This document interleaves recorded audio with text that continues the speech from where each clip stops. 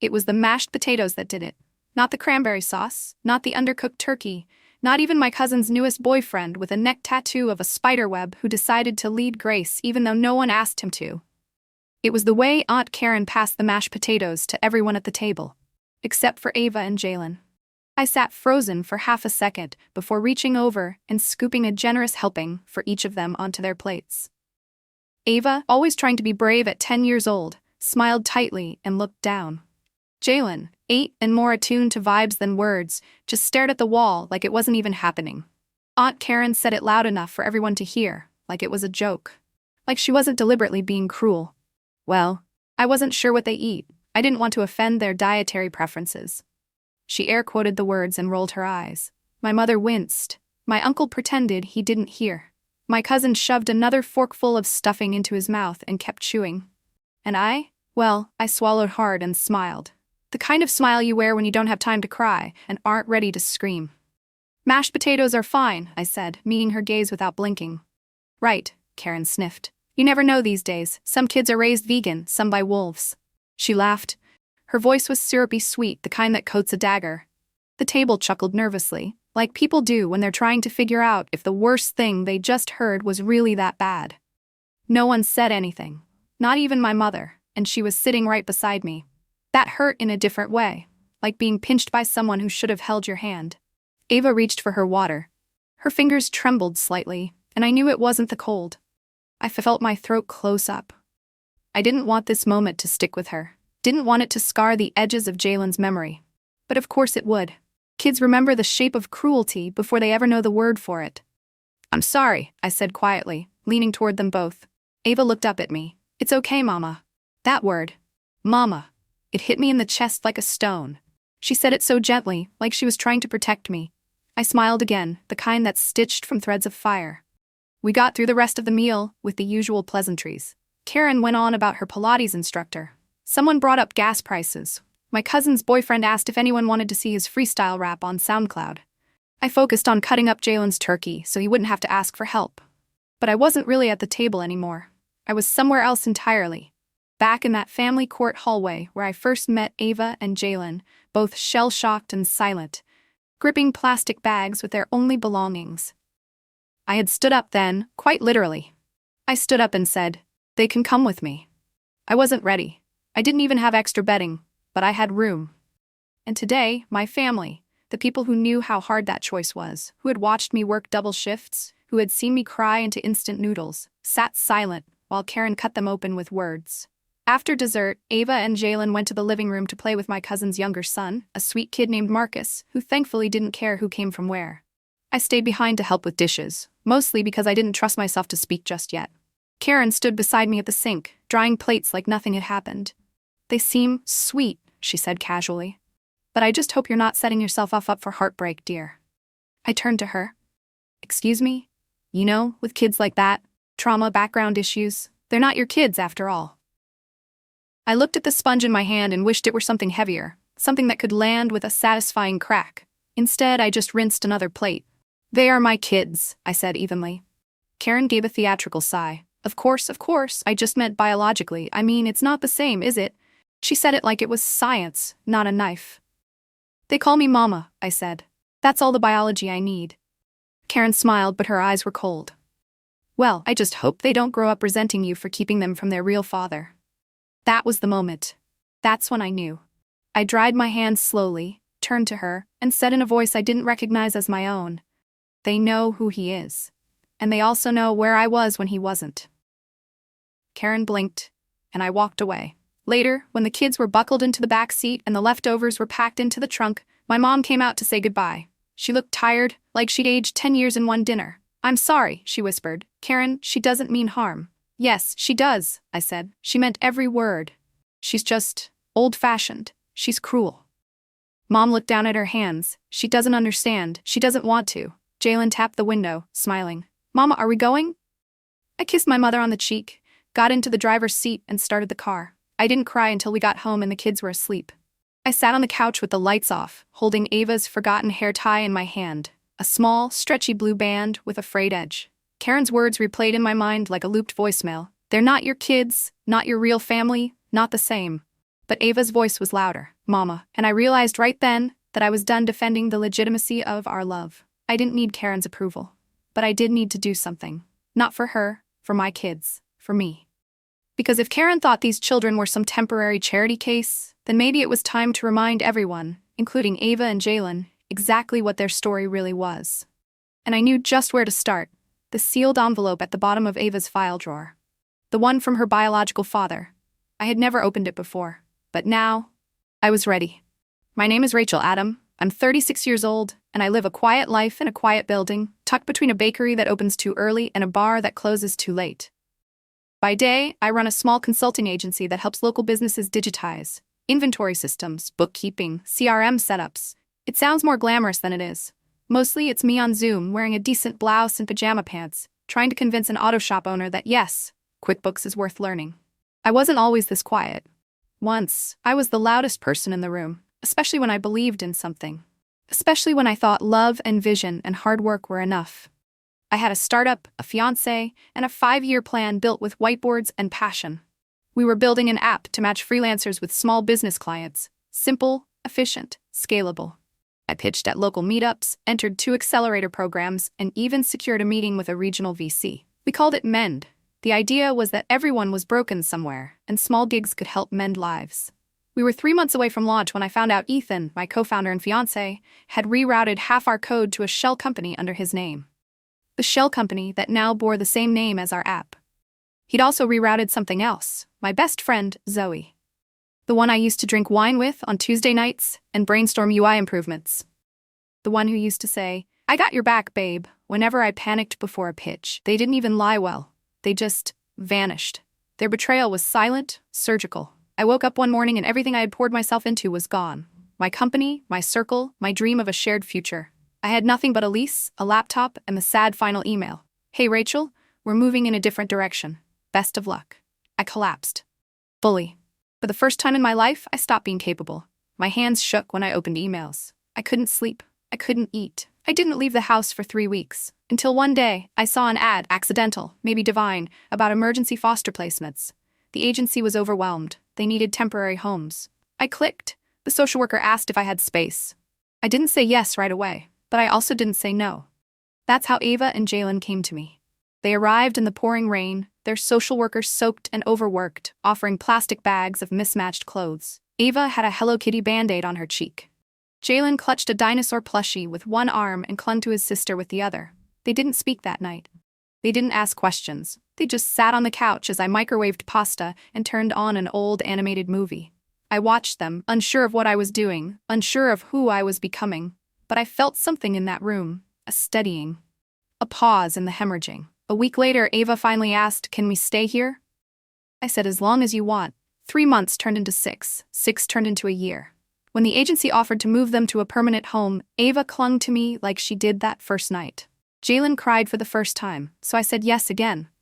I said yes to keeping them. I filed for full guardianship. Not everyone understood. My mother, to her credit, came around. She even helped me convert my office into a bedroom. But Karen? Karen was brutal from the beginning. "I just think it's strange," she told me over a family brunch. "You're taking on someone else's mess, at your age."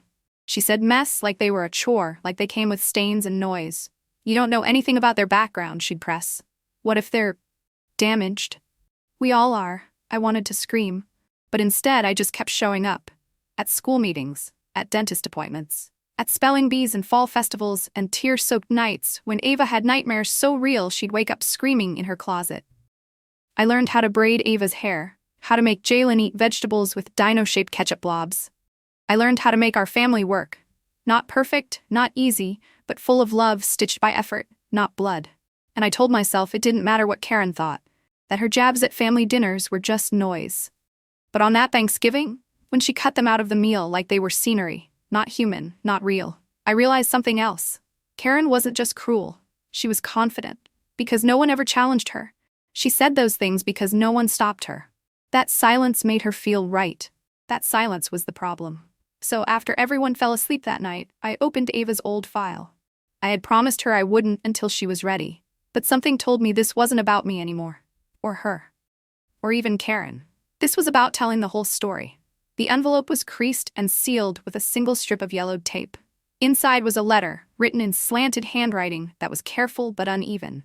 To Ava and her guardian, I don't know if you'll ever read this, but I want you to know I'm trying. I messed up. I didn't protect you. I let things happen I should have stopped. I've been in rehab for 11 months. I'm working now. I do janitorial work at a school. I save my paychecks. I go to every meeting. I haven't missed one in 8 months. I know I don't deserve you, but I still love you. Always. If you ever want to write back, I included my address. If not, that's okay too. Love. Your dad, Marcus. I read it twice, then a third time. I folded it carefully and placed it back in the envelope. Then I sat at my desk, opened my laptop, and found the return address. The school's website was small, a low-budget homepage. I found a phone number. I stared at it for 3 days before dialing. When Marcus answered, his voice cracked. He didn't cry. But I did. We spoke for an hour. He asked about Ava's favorite color, teal, Jaylen's favorite snack, grilled cheese. He told me about cleaning classrooms at night, how sometimes he taught himself algebra from the whiteboards. I didn't know what I expected. I thought maybe I'd hate him, that I'd confirm Karen's worldview. He's just a deadbeat, a mistake, a scar. But Marcus wasn't any of those things. He was a man clawing his way out of a cave, not perfect, not polished, but trying. At the end of the call, I asked him, would you want to meet them one day? Not as a father necessarily, just as someone who cares. His breath caught. I'd be honored. We talked more over the following weeks, slowly, cautiously. I sent him photos with the kids' faces blurred out. I sent voice notes of Jaylen laughing. I told Ava I had found someone who once knew her as a baby. I didn't lie, but I didn't say everything yet either. She said she wanted to meet him. So I made a plan. The next family gathering was in February, Karen's 60th birthday of all things. A garden party with hors d'oeuvres and clinking glasses and one of those letterboard signs that said blessed and ageless. So I RSVP. I said I'd bring the kids. And I said I'd bring a guest. I didn't tell anyone I was bringing Marcus. Not my mom, not my sister, and certainly not Karen. I didn't need their approval. I needed their attention. And I was done asking for it. The night before Karen's birthday party, I stood in my bedroom with 2 outfit options on the bed. Ava sat cross-legged, brushing her doll's hair. You look pretty in both, she said without looking up. I smiled. Which one do you think would make people take me seriously? She thought for a second. The dark green. You look like a lawyer in it. Perfect, I said. Let's make him nervous. Jaylen popped his head in. Can I wear my blazer? You want to? He nodded. It makes me feel like I own a hotel. Then blazer it is. I didn't tell them everything. I didn't say that tomorrow they'd meet the man who wrote that letter, the one who signed it, love your dad. I didn't want them rehearsing emotions. I didn't want pressure. I wanted them to meet a person, not a myth or a ghost or a stranger who might disappoint. Marcus and I agreed it would be simple. Casual. He'd come near the end of the party when the speeches were winding down. I'd introduce him plainly, let the moment stretch or snap on its own. When the day came, everything unfolded with Karen's usual meticulous grip. The garden was done up in cream and blush tones, with tiny chalkboards labeling everything from Prosecco Station to vegan mini quiches. Waiters in white gloves drifted between guests with forced smiles. A jazz trio played something forgettable. The letterboard at the entrance read, Karen at 60, Grace, Grit, and Grandchildren. Except, of course, Ava and Jaylen weren't on the collage table. Karen had printed dozens of framed photos of her biological grandkids, Marcus, Lily, and even baby Tyler, who once threw a toy truck at her face. But not one of my kids. I noticed, and I knew they noticed too. Still, we moved through the crowd with practiced ease. Ava complimented someone's shoes. Jaylen asked an old man if he'd ever seen a dinosaur. I smiled like a diplomat. Then, as planned, I got the text. Marcus, just parked, ready when you are. I took a deep breath. I wasn't scared, but I was heavy, like I was carrying something sacred into a room that didn't know how to bow its head. I turned to my kids. There's someone I want you to meet. They didn't ask who, just followed me with quiet curiosity. Marcus stood just outside the garden gates in a crisp shirt and jeans. He held a book in one hand, Charlotte's Web of all things, and a bouquet of sunflowers in the other. When he saw Ava and Jaylen, his mouth opened slightly, and for a second he just stood there paralyzed. Then he knelt down. Ava tilted her head. Jaylen clutched her sleeve. Marcus didn't reach out. He just said, Hi, I'm Marcus.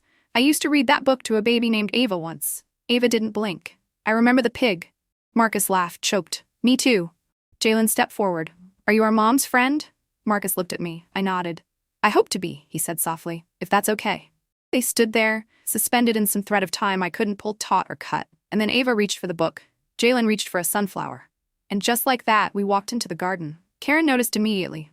Her eyes scanned Marcus like he was a stain on her silk. She beelined toward us, plastic smile armed and ready. "Rachel," she chirped, "and who is?" "This is Marcus," I said. "Ava and Jaylen's biological father." I watched her face contort, shock, then calculation, then a tight mask of neutrality. "Oh," she said, "how thoughtful of you to include him." "I thought it was time," I replied. "Family's complicated, right?" Karen didn't respond. Her silence was loud. I didn't need to fill it. Instead, I stepped forward and tapped a fork against my glass. The jazz trio paused. Conversations dimmed. People turned. "I know we're here to celebrate Karen's birthday," I began. "And we should. 60 years of stories, of traditions, of making sure no one puts the salad tongs in the meat bowl." Polite laughter. "But I also want to take a moment to talk about something else. Family. Real family." Karen's smile froze. "Sometimes family is who raises you. Sometimes it's who shows up. And sometimes it's who writes a letter so full of regret and hope it stays sealed in a drawer until the right day." I turned slightly. Ava took my hand. Marcus stood steady. "This is Marcus. He's not perfect, but neither am I, and neither is anyone else at this table. What he is trying, and that's more than enough to be here." The silence that followed wasn't awkward. It was respectful. Weighty. My mom stood up slowly and clapped, then my cousin, then a ripple of claps spread across the lawn, hesitant but real. Karen didn't clap. She didn't sit either. She just stood, blinking, glass of wine untouched. Marcus gave a small wave. "Thanks for letting me come. I'm not here to disrupt anything, just wanted to see the kind of people my kids are growing up to be, and let you all see I'm still trying to deserve that." It was the most disarming thing he could have said. Someone asked Ava if she liked the book. She nodded. "He used to read it with silly voices." Jaylen added, "I want to read it with him." And just like that, Marcus was in the fold, not woven tight, but threaded in, visible. A human being, a father, not a concept, not a warning sign. Karen eventually walked off without saying a word, but before she did, she muttered something under her breath. I caught it. "Shame they'll never really belong." I didn't respond, not then, but I picked up Ava's hair tie from the grass, the same one I'd clutched after Thanksgiving, and tied it gently onto her braid. Then I leaned toward her and whispered, "You belong everywhere." She smiled and kept reading the book out loud to Jaylen and Marcus, sitting cross-legged under the string lights. That was enough. That was everything. The week after the party, Ava drew a picture at school of "my family under the lights." Her teacher sent it home, folded into her reading journal, tucked beside a note that read, "She told me this was the best night of her life." The drawing showed 5 figures beneath string lights. Ava and Jaylen were in the middle, arms stretched wide. I stood next to them in my green dress, holding hands with both. And beside us, smiling and taller than the rest, was Marcus. In the picture, we were all holding books. That night, I cried. Not the broken sobs from the Thanksgiving disaster, but something slower, like thawed snow finally trickling off a roof. I didn't cry because it was perfect. I cried because it finally felt real. Still, I knew Marcus's presence was a beginning, not a fairy tale ending. After the party, the phone calls came. Some from relatives I hadn't heard from in months. Curious, cautious, always wrapped in passive questions like, "So what exactly is your arrangement with him? And are you sure this won't confuse the kids?" One call stood out. My mother, voice strained but careful. "I just want to understand," she said, "what this means." I knew what she was really asking. Was Marcus back in the picture? Was I planning to hand over what I'd built? "It means they don't have to wonder," I told her. "That's all." Mom paused. "You trust him?" "I trust what they saw. A man who showed up," she exhaled. Karen, on the other hand, didn't call. But she didn't stay quiet either. It started with a family group chat text. "Not sure it's healthy for children to be around unstable individuals. Just my 2 cents. Then she began skipping events she previously insisted on planning. She didn't come to Ava's school recital, didn't attend Jaylen's birthday picnic, even though she had RSVP. And when I called her out, just once, just gently, she said, "I don't support poor decisions made for attention." That was the word she used, attention. Like I had paraded Marcus into the garden for applause. What she didn't understand, what she refused to grasp, was that I didn't do it for a reaction. I did it to close a wound. Not mine. Ava's. Jaylen's. And in some quiet way, Marcus's too. But fine. Let her flinch. Let her bow out of gatherings. I was done chasing civility from someone who used politeness like poison. Instead, I poured myself into what I could grow. My consulting agency had been limping ever since Ethan ran off with the startup and our client base. I'd spent months rebuilding from scratch, one spreadsheet and Yelp review at a time. But now something had shifted. It started with a bakery client. a single mom who ran the Cuban pastry shop. I'd helped her optimize her POS system and clean up her marketing. One day, she posted a video testimonial. "Rachel Adams saved my business. She's not just a consultant. She's the reason I can still take my son to school every morning." The video went viral on local TikTok. Within 3 days, I had 15 inquiries in my inbox. By week's end, I had to turn people away. I hired 2 part-time assistants. Then, a local magazine reached out for a profile piece titled "The Quiet Fixer Behind Small Business Comebacks." The reporter came to our apartment. Ava made lemonade. Jaylen hovered in the background, showing off his Lego collection. At the end of the interview, the reporter asked, "What drives you?" I said, "Failure." She blinked. "Failure is honest. It's where people show you what they'll protect and who they'll become when they lose." She looked at the kids, then back at me. I added, "I don't fix businesses. I help people remember they can." The article went live a week later, and that's when I got the email. Subject: Community Fund Collaboration Inquiry. From Melinda Jameson Dyer of Local Equity Initiative Fund. She offered a partnership grant to scale my services into lower-income areas. Full creative control. Flexible timeline. Ava's drawing of the garden party was framed on my office wall when I signed the contract. I didn't tell Karen. She found out anyway. She called my mother in a fury, said I was dragging the family name into online politics, that I was turning my life into a pity parade for clicks and crumbs. Then, she said it again, they're not her real kids. When my mom told me what Karen had said, I didn't flinch, I didn't rage, I just nodded and said, then I guess it's time she met their real success. Because 2 weeks later, Ava's art teacher entered her garden party picture into a regional competition, Families in Light, and it won. Not some runner-up mention, not a local paper blurb, first place, her name in bold, her story shared across every school in the district. The piece displayed in the county's main library for the next 6 months. We were invited to a small reception to unveil the winners. Ava stood beside her drawing, wearing a teal dress she picked herself. Jaylen wore the same blazer. I wore the dark green one again, because now it wasn't armor, it was memory. Marcus came too. He stood quietly, not posing, not bragging, just present, holding the book she drew in his hand. Karen showed up late. She looked smaller somehow. Not physically, but in a way that happens when someone else's dignity makes your cruelty irrelevant. She walked up to the picture. Stared at it. "It's sweet," she said to no one. "Children have such imaginations." Ava looked up at her and said clearly, "That's real. That's my real family." Karen didn't respond. I did. I walked up beside Ava, touched her shoulder gently, and said, "And you belong right here."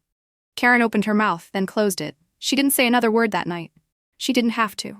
She knew. By spring, everything in our lives felt like it had clicked into place. Not without friction, not without pain, but in that stubborn, hard-earned way you can only get by living through the wreckage and building anyway. Ava's framed art still hung in the library, but now it had a blue ribbon pinned beside it. Jaylen had started piano lessons through a scholarship from the community center. He wasn't good, not yet. But when he banged out a few halting notes of "Lean on Me" one Sunday morning, I saw Marcus wipe his eyes with the back of his hand like he didn't want us to see. My consulting business had grown enough for me to lease a small office downtown. I furnished it with thrift store charm and a tiny espresso machine I could barely figure out. I didn't make as much as I would have if Mend had worked out. But I wasn't building it for exits anymore. I was building it to last. The last holdout in my world was Karen. She stopped speaking to me outright. No more snide texts, no backhanded commentary in the group chat. Just silence. A strange relief, honestly. Like walking into a room where a loud machine had finally been unplugged. But silence has a weight to it, a pulse. And when she finally did show up again, it wasn't to speak, it was to deliver. I found the envelope in our mailbox one Thursday. Thick paper. My name in tight cursive. No return address, but I knew who it was from before I opened it. Inside was a single page, no salutation, no signature. "I don't understand the choices you've made, but I see the results now. I was wrong about what makes someone a parent. I was wrong about what makes someone family. Don't expect me to change, but I won't stand in your way anymore." That was it. The only apology I was ever going to get. The only one I would ever need. I folded the letter and placed it inside Ava's old file, the one that had held Marcus's first note, the one that had stayed sealed until I had been ready. Now it was full of things that couldn't be erased. Proof. Memory. Voice. Weeks later, Karen showed up to Ava's school open house. She didn't announce herself, just sat in the second row, watching Ava recite a poem she'd written about what it means to stay. The last line lingered in the air like something sacred, Some people stay not because they have to, but because they choose you again every day. After the applause, Karen waited her turn, then approached Ava. She didn't hug her, didn't gush. But she did look her in the eye and say, "That was a beautiful poem." Ava nodded. "Thank you." I saw it then, the smallest flicker of softness in Karen's eyes.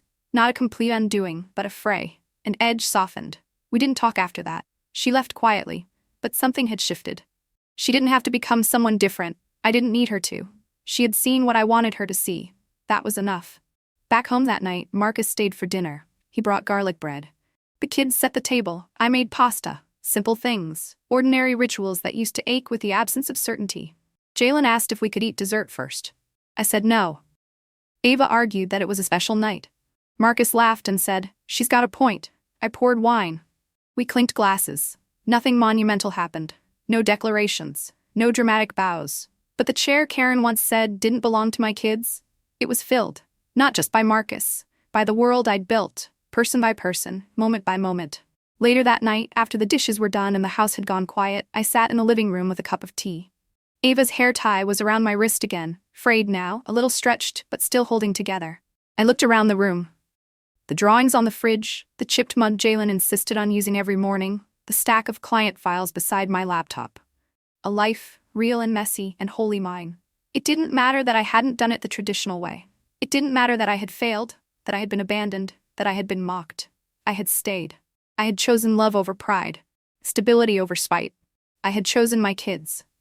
And somewhere in the middle of it all, I had chosen myself too. There's a quiet that settles in when you're finally seen. Not praised, not put on a pedestal, just seen. The kind of recognition that doesn't come with applause or ceremony, but with soft eyes across a dinner table. A child's hand reaching for yours. A man folding a blanket without being asked.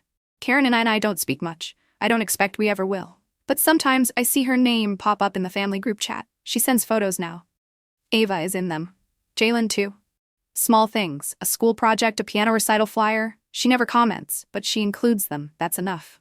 My business is steady. We're not scaling fast, we're scaling true.